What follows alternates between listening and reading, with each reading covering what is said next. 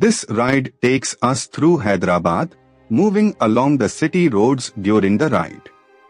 The mood here is calm and focused, with the sound of the engine carrying us through the changing rhythm of the streets. Let the road unfold naturally as we settle into this stretch. A little further along, this part of the route shows a grounded side of Hyderabad, where everyday movement defines the street. Shops, side lanes, and passing vehicles build a sense of momentum, and the pace stays steady.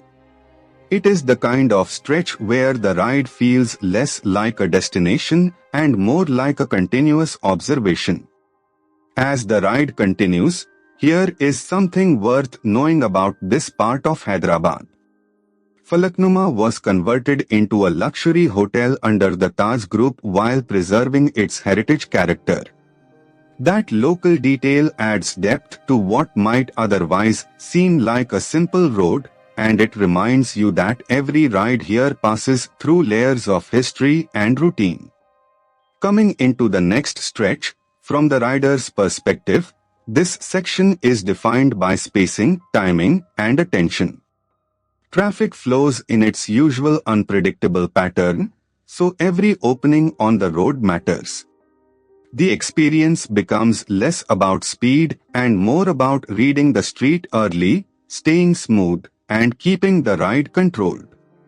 Further down the route, as the route continues, the presence of history Salarjung gives this stretch a stronger sense of place.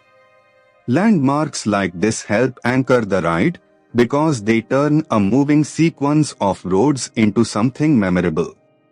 With the road opening ahead, the atmosphere here changes with the hour, and the weather adds its own character to the ride. The road noise, light, and movement around the bike all combine into a very specific riding mood. That is what makes city POV footage work best when the narration supports the scene. As this ride through Hyderabad comes to a close, the journey may be simple, but the texture of the road, the city, and the ride itself is what makes it worth watching.